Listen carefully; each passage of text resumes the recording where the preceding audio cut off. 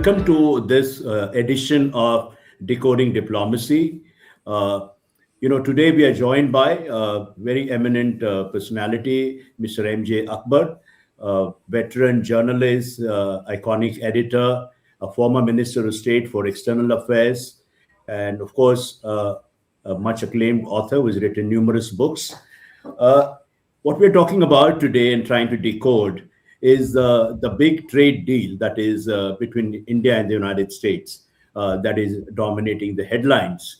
It seems to be the season of trade deals. Barely a week earlier, India and the 27 nation European Union concluded what is being trumpeted as the mother of all deals. And then barely 6 days later, we have the big deal with the United States of America. Uh, Mr. Akbar, my first question is, were you surprised by the timing of the deal? The deal was languishing for quite some time, and then suddenly Mr. Trump calls up, and there is a telephonic conversation, and the deal is announced. How do you look at the timing of this announcement and the significance of this moment in India-US relations? Thank you, Manish. The You asked whether I was surprised. Well, let's begin with a brief look at your phrase, the season of trade deals. Right, This season of trade deals began a few months ago right. with unpredictable storms, which Mhm. President Donald Trump unleashed not only on India, but he unleashed them across the world. In fact, the storms seem more directed at allies and friends of the United States than its declared foes. It was an exercise in the president uh, using the perceived power of the United States in order to improve his balance sheet. I Right. think that's the simplest way that one can put it. While the rest of the world was going through various degrees of shock, and the shock was really most pronounced in Europe, which could not believe that not only was trade being challenged, but the very basis of NATO itself was unraveling right in front of them, with the Ukraine war still going on. Mhm. Uh, At that moment, the only country and the only leader of a country to stand up against an arbitrary decision was Prime Minister Modi. Right. He made it very clear that India was not going to accept any arbitrary decisions. He stood Mhm. up in what, in retrospect, can be easily seen now as standing up for India's dignity, India's self respect, and Mhm. India's strategic autonomy, and India's readiness. I mean, after all, India has had discussions on trade with America for long months, but Mhm. India's unwillingness to succumb. Right. Prime Minister Modi, at that time, it's not a secret, was heavily criticized by what I would call a rather small but persistent Delhi lobby, and whose large suggestions were thrown around that, a little verbal compromise would go a long way with Washington. Uh, Prime Minister Modi preferred diplomatic and silence while he watched and while the world watched. Right. India would not relent.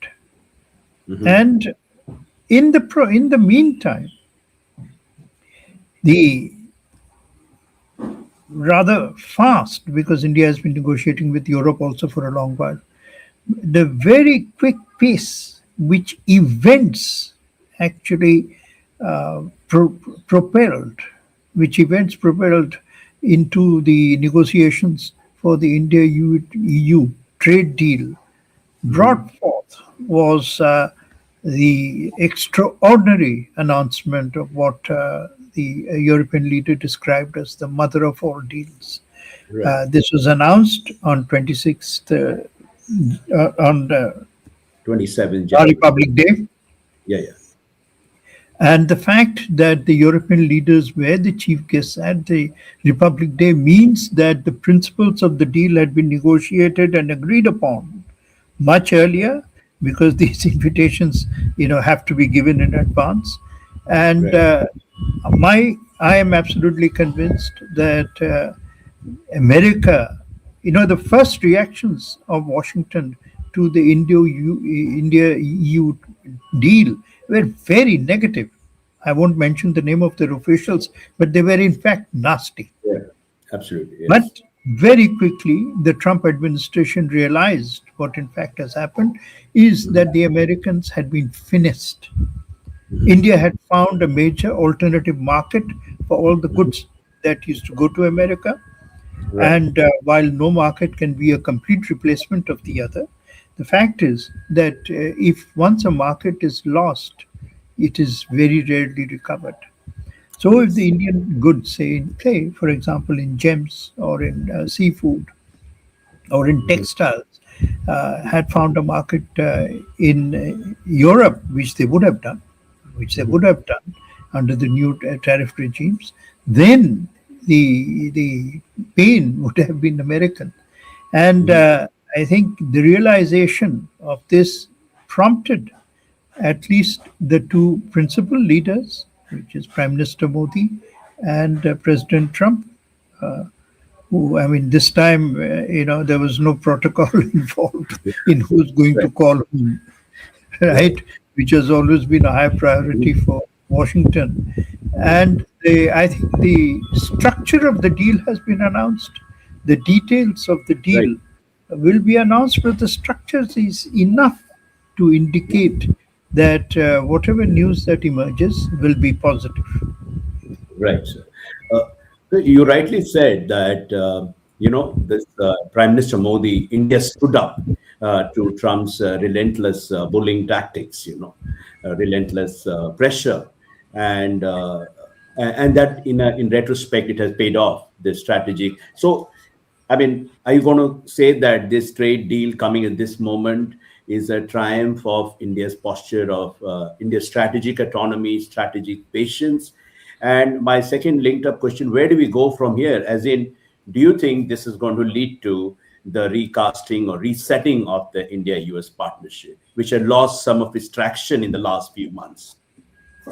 Yes, I have described this Indo US trade agreement as the first child of the mother of all deals. And the consequences are actually quite evident.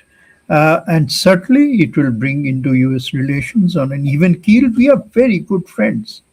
It is Yes. a fact, it is one of the uh, paradoxes of our modern history that India and America, both democracies, both countries which love freedom, both perhaps share a knowledge of the English language and communication systems and media, and etc., etc., etc., Right. still are, distanced by a political gulf. But that political gulf has other reasons. That is because of an accident of history in which America, at a particular moment in 1948, between 1948 and 1952, America decided that it would prefer a military alliance and bases in Pakistan against the Soviet threat. It Right. would prefer this in vis-a-vis Right. a non-military relationship with India. Right. Be that as it may, uh, Mhm. at this moment, what we are looking at, I think, is a restoration. But I tell you, the Indo-US trade deal has implications for the whole world. It Absolutely. is not simply a bilateral matter, because the Yes. whole world has suddenly discovered that yes, if you have patience, if you have a good argument on your side, then eventually the diplomatic route and the ability to stand up will pay dividends. and this will definitely impact. You can see a softening of the American position now suddenly Mhm. across Latin America, Right, as if right, the American sort of diplomatic aggression has, in a way, exhausted itself. I'm not saying that Mhm. the military impulse of Washington and Pentagon has disappeared. We shall Mhm. know what happens in Iran in a few days. Mhm. But Right, certainly, I think the feeling that a combination of economic and power and military muscle would begin to lead to an era of President Trump's domination. I think that perhaps that suspicion is easing out. right, sir. I mean, this whole idea, Trump being driven by ambition of hemispheric dominance as manifested in the US national security strategy, we come that to later, but coming again to the resetting of India-US partnership, uh, there are quite a few irritants cropped up in the last few months. And one of the turning point was, Trump's uh, controversial and decision to host Pakistan Army chief in the White House, and how America played it around Operation Sindoor, where they did not come out overtly in India's support, and from that point onward, and Trump's repeated desire, his Nobel Prize ambitions, the relationship went downhill. My question is that this so-called U.S. Pivot towards Pakistan, now that the major issue has been sort of resolved, the trade deal and the Russian oil purchase and all that, do you think that Trump, what do you make out of Trump's pivot towards Pakistan? Is it just a tactical maneuver, or it is going to continue on that line? Just a few days before, a few days ago, in late January at Davos, President Trump looked at the audience and asked, "Where is my favorite field marshal?" He was Yeah, referring to Pakistan's Asim yeah, Munir. yeah. I wish somebody had brought to the notice of President Trump the speech that the self appointed Field Marshal Munir Hmm. made Hmm.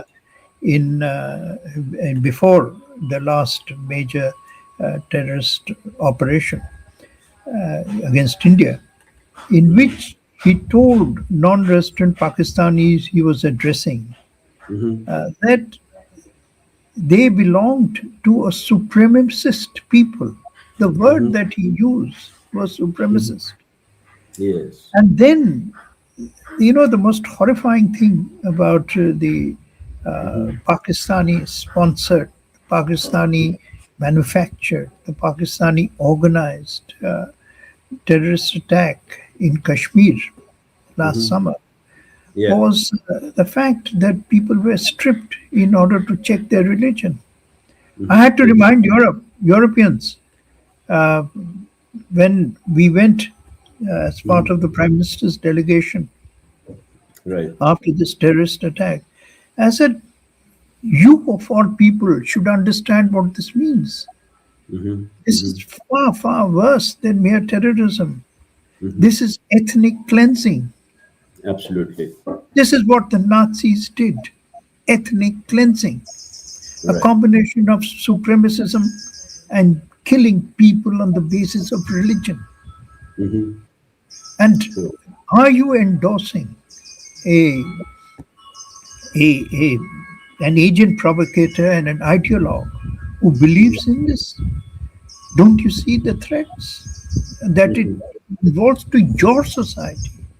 We are used to it, we'll handle it. But it is the threat to the future of your civilizational values. Right. When I was asked, it is whether why we don't talk to Pakistan, I had to remind them all that every single prime minister from Jawaharlal Nehru to Prime Minister Narendra Modi has made an effort to talk to Pakistan. But Hmm. what do you do?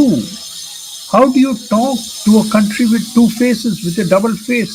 Which face shall I talk to? Mm-hmm. I had to remind them. I said, also, please remember that the age of two laws is over. When Right. you have 9/11, you can go and drive armies into country after country Mm-hmm. and seeking vengeance. And when we just merely ask for justice and Right. accountability, we do not um, kill civilians or bomb civilian areas. Mm-hmm. Right? Mm-hmm. When we do that, you advise patience. Why? Is an Indian life less valuable than an American or a European life? Not for us. Not Right. for us. So Right. the dangers of what Pakistan has set in motion are very, very extreme. And I think many of the allies, many of the countries which are now trying to find some solace in military alliance with Pakistan will understand that those who foment uh, extremism will eventually destabilize their friends long before they manage to hurt their enemies. So, but the still is not clear that knowing all this, given Pakistan's history of sponsoring extremism, nurturing snakes in the backyard, as it were, uh, why Trump has been so indulgent towards them? I mean, this is a mystery of sorts. I think you should ask somebody in Washington to answer that question. But how do He's, you decode that? I mean, why is it he defeats trying me. to? I Yeah, don't understand because the Americans, I'm sure the American embassy in Pakistan must have sent a copy of that speech. Somebody right, should put it in front of President Trump and ask him because he makes comments every day on everything. right, I right, think right. he should be asked about it. And perhaps, an Indian correspondent in Washington at a press conference should raise the matter. Right. Since I just wanted to, ask you one more thing. If you recall the time of the India-US nuclear deal, and George Bush went to Islamabad, and Pakistan were lobbying for a similar deal, and he made it very clear that India and Pakistan are two different countries and two different histories. So that dehyphenation that happened around that time. Now, again, some say we are back to rehyphenation. You think now that the trade deal has been done and we can expect some more positive momentum in India-US relations, this again, there would be rejigging of equations. I think President Trump's strategy is always more tactical than strategic. Hmm. He uses provocation in order to check whether you will be provoked, Hmm. right? Right. And then takes it on from there. So I think his sudden hyphenation was, was his attempt to test India. I Hmm. think now, after this phone call, Hmm. you must remember that there has been no meeting Hmm. between the heads of government of India and America, even Right. though they were expected to be together at uh, at certain international conferences. There was almost a suspicion that one might have been avoiding the other in order to prevent further provocation, at least Hmm. verbal provocation.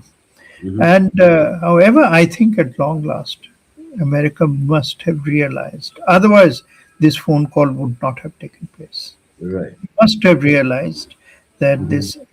I think while we have examined the impact of this phone call, I mean, generally, certainly it has been the Yes. best headline news in India and it has made headline news everywhere. Europe is very, very interested in it and so on and so forth. The one place Right. where everybody is completely silent is Pakistan. They don't know what to Yes. make of it.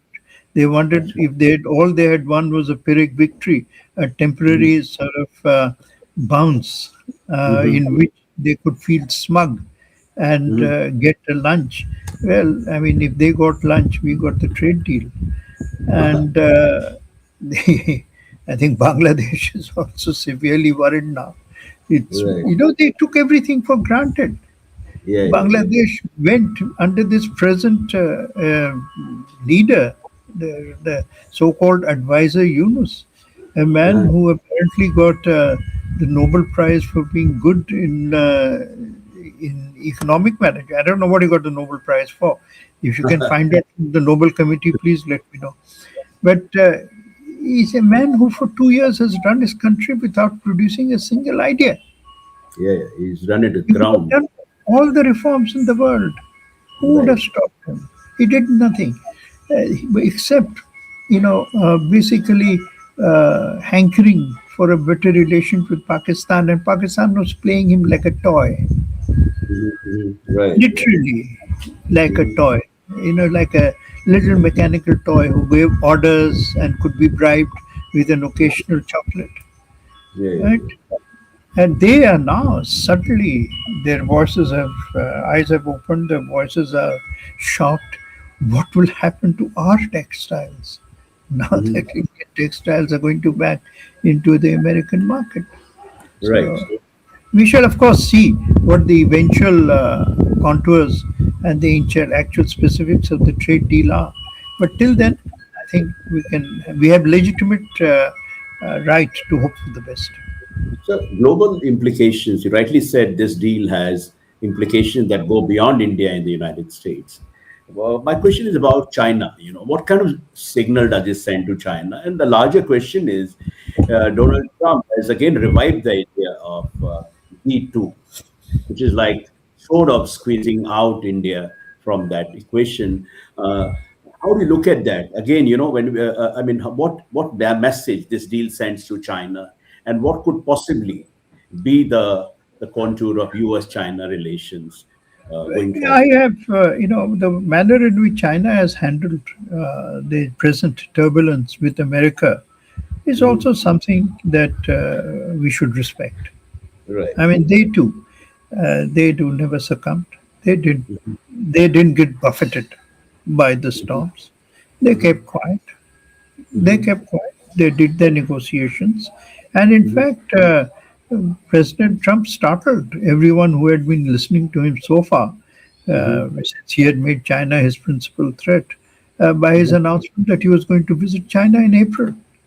So Mhm. China has been able to handle its equation with Russia, its equation with America, Mhm. right, in a very, I think, mature fashion to the best. And Mhm. India, of course, has shown.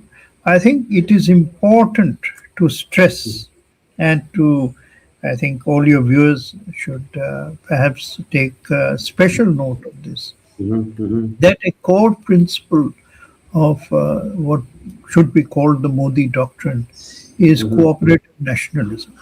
Mhm. Mhm.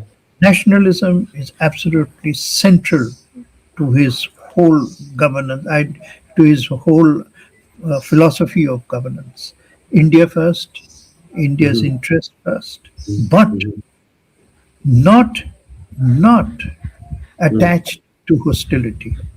Always ready to offer cooperation so that an agreements can be worked out on the basis of mutual benefit.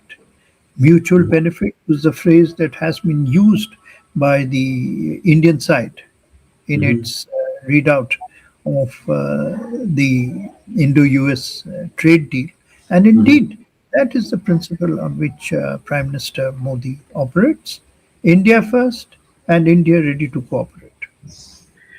Just a couple of questions were about the politics of the deal. Now, what we are seeing in Parliament is a kind of, some would say, very meaningless sort of attack by the opposition. There used to be a principle in Indian democracy that you can take on the government on all issues, Right.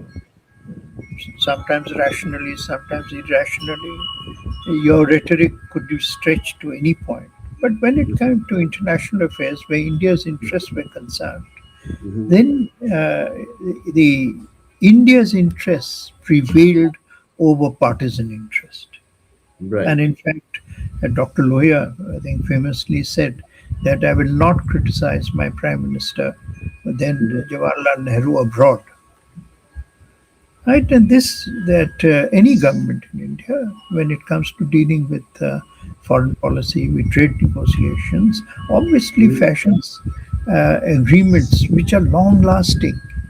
Right, Governments last only till the next election, right, right? A trade agreement lasts for decades. So India's interest, it is handled by a bureaucracy which is the permanent government. It is mm, handled with advice on all sides. So I think to this knee-jerk attitude of the present opposition, if their knees would jerk less, maybe their voice also would become more sober. right. And so my last question is that, you know, the deal and has come amid shifting geopolitical equations and competitive power play and all. What does it say about what statement it makes about India's uh, rising global stature? How does it reflect India as a power in its own right? I think Prime Minister Modi very clearly has shown that India is capable of being one of the major leaders of world affairs. The ability with which he has handled this relationship with America has become, whether they admit it or not, a template, a guide uh, Mhm.